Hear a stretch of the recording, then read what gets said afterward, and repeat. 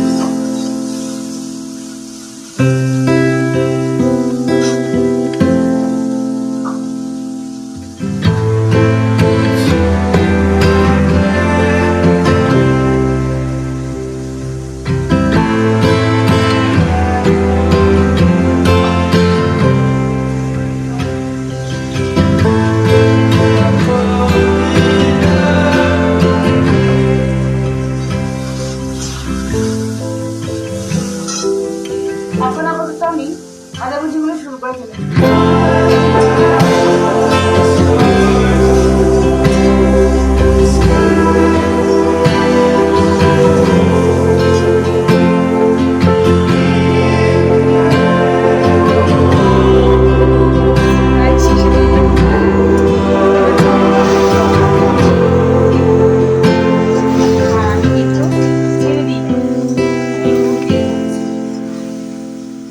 আমি যে ঢেলার করে নিয়ে আসি আর এদিকে কিন্তু সয়াবিন পাঁপড়ের তরকারি করবো। দেখো পাঁপড়গুলো ভেজে রেখে দিয়েছি। আলুটা একটু কম হয়ে গেছে, মানে পোস্ত দিয়ে ফেলেছি। আর এই যে দেখো আমি মুগের ডালটাতে বিনস বরবটি দিয়েছি, গাজর দিয়েছি, ডালটা দিয়েছি।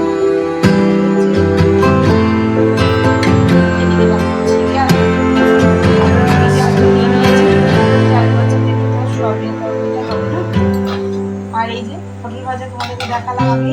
আর এই যে করলা আলু ভাজা। এখন শুধু সয়াবিনের তরকারিটি করলে আমার কমপ্লিট হয়ে যাবে। আর এখানে আমি আলুটা আর একটুখানি সয়াবিন দিয়েছি, মানে এখানে আমার মনে হলো সয়াবিনটা কম। যেহেতু আমি দুবেলাকার তরকারি করছি, তার জন্য আমার টকটা টাইট হয়ে এসছে। আমি আম আদা দিয়েছি, আম আদার টকটা করছি।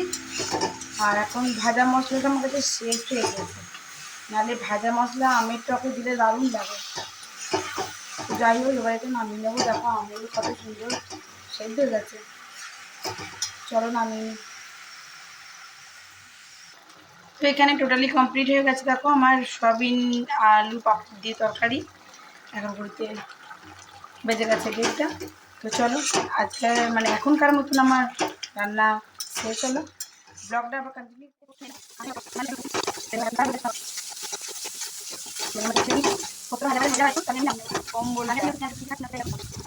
মাথা কোনটা আর পিছন কোনটা সেটা বোঝাটাই মুশকিল। ও গো মিটির সঙ্গে খেলা করো।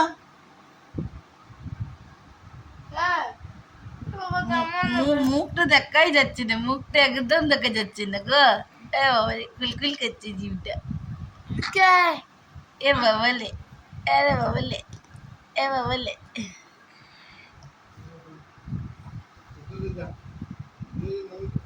বাবা মুখ দেখো গো, টাইগার টাইগার লাইন লাইন হয়ে গেছে।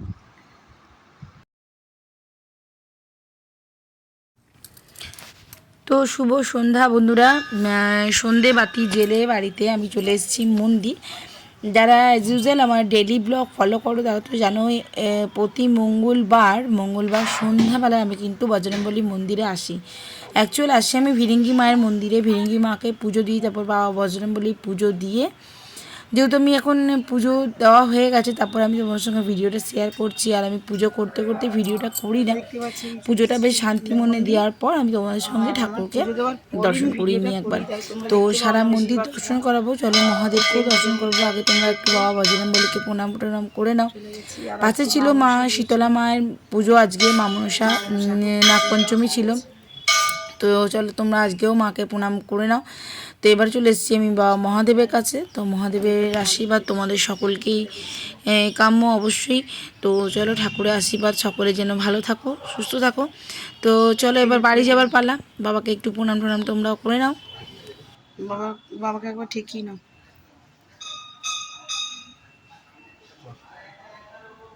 সমুদ্রের মন্দির থেকে গিয়ে আমি গেছিলাম ছাত্রবন্ধু মানে প্রান্তিকা মিঠির বই 3টে রিলিজ করেছে, তার মধ্যে আমি এআইটা পাইনি আর তোমার সংস্কৃতটা পাইনি।